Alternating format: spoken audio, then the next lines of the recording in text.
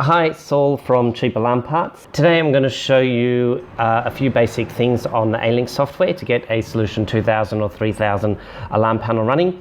If you haven't connected up to your panel yet, check out our video of how to connect up an Alink software to a 2000 or a 3000. In the Alink software we have a tree which takes us through all the different parameters you can change on the Solution 3000. The first one is access, and the parameters here are installer code, which is the unique programming code for your panel. By default it's 1234, but you can change it to whatever you like. Next in the tree are user codes, and the panel can take up to 32 user codes. The default is 2580, but we can add another one here, 1379, and so on and so forth.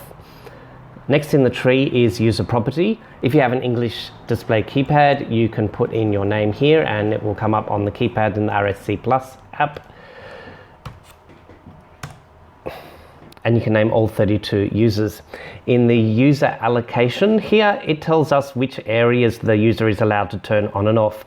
By default, only area 1, but you can set it to area 2 only, or areas 1 and 2. In the user authority, this tells us what the code is allowed to do. Arm only obviously can only turn the alarm on. Arm and disarm with reports will turn the alarm on and off, and it will also send a control room reports that it's done so, and so on and so forth.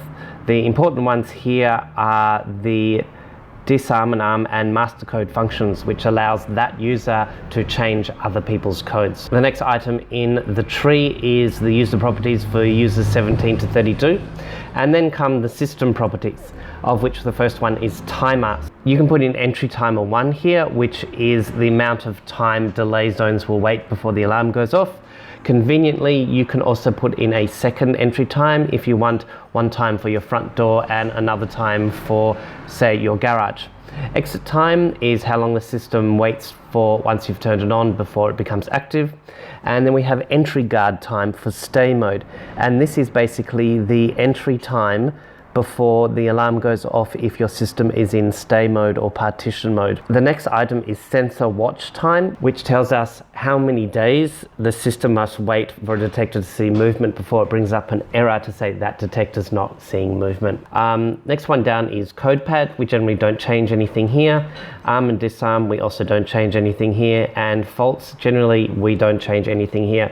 The only useful one is onboard tamper triggers alarm. You can set that to disable, and that will disable the tamper switch on the alarm box.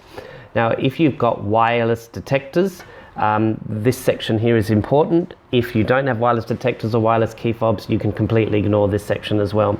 So under wireless, first option is no RF receiver, so you can change that to a Radeon receiver if you've got the B810, or a WE800 EV2 receiver if you've got the little strip receiver for the 2000 and 3000. Supervision time is how often the detectors need to check in.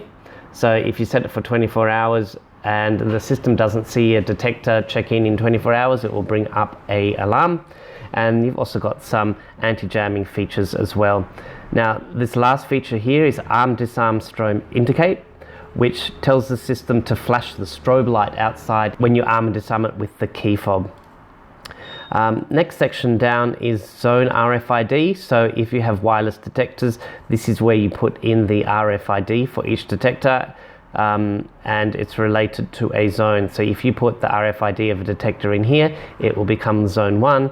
In here, it will become zone 8, etc., etc. Next one down is key fob RFIDs. So if you have any panic buttons, remote controls, things like that, they go into here. Next one down is repeater RFID. You can actually put in repeaters on this system if you've got very large premises. In general, it's not used. Next one down is system option. Most of this is not used. Speaker beep volume.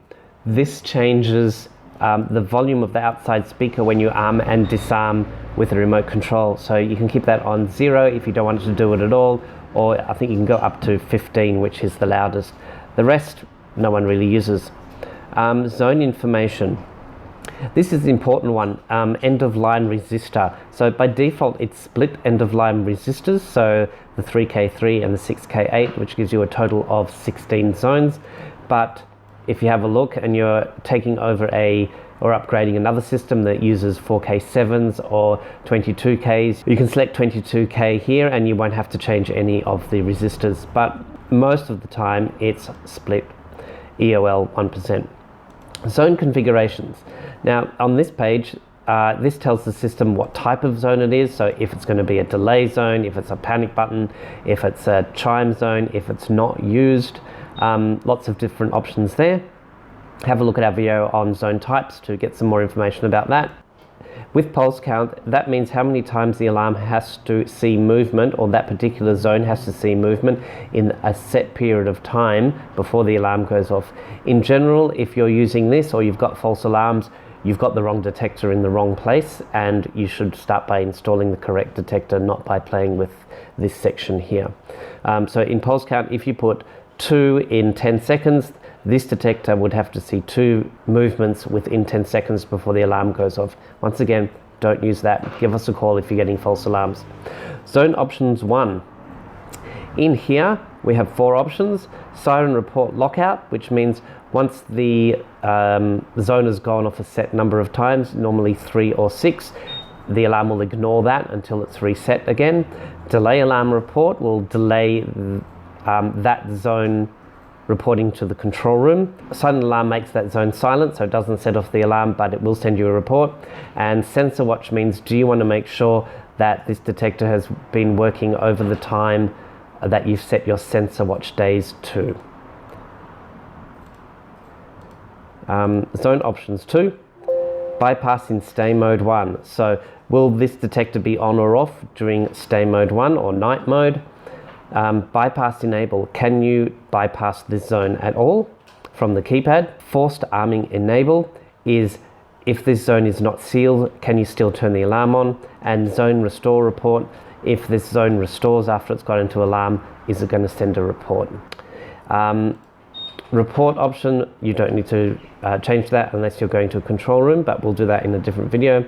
Zone source, this tells us if it's a physical zone on board or it's a wireless zone. So if it's a wireless zone, change it to RF. If it's hardwired, leave it to on board. State mode 2, I'm not going to do at the moment. Zone allocation tells the system which zone or which detector is in which area. So if you have a house or a shed and you want to turn them on and off separately, you could have area 1 being the house, and then you could have a couple of detectors in the shed, and you can call that area 2. Zone name, if you have a text keypad or an English display keypad, you can put a name in here. I normally start with the zone number, and then you can put in lounge, and this will come up on the keypad, and bedroom 1, etc. Zone options, generally we don't use that. Swinger shutdown, this is the number of times the siren will go off or the dialer will go off before it will shut down that detector and ignore it.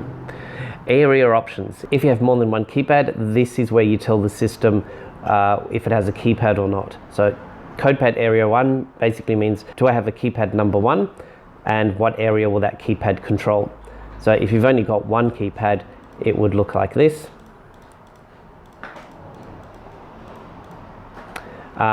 If you're in a situation where you've got that house and that shed and you've got 2 areas, make sure you tell the keypad it can use area 1 and area 2, similar to the users being able to use area 1 and area 2. Area options, we're not going to talk about at the moment. Outputs, there are various outputs on board, and you can add a output board onto the 3000 to give you another 16, I think it is. I will talk about outputs later. Comms, receiver config. This is for analog phone lines. If you want the system to ring a control room, this is where the programming goes in here. I'm not going to do that in this video. Network modules. So if you have a B426 or a B450, this is where you tell it that it has that unit. So either use not used if you don't have any of those units, or if you do have them, set it to use B4XS-M. We have 2 units, so I'm going to leave it as it is there. Report config, the only important thing in here is test report interval. If you set this to anything above 0, the system will try send test reports on its analog dialer. Most people just leave that on 0 unless your control room has specially asked you to do that. COM option 1, ring count we don't use anymore with NBN. Report function enabled, this turns the dialer on and off. Note, it only turns the dialer on and off, it doesn't turn your B450 or GSM or IP reporting on and off. Most people set that to disabled. Options 2, we don't really change anything in here. Network module programming. Basic module programming, don't change anything in there.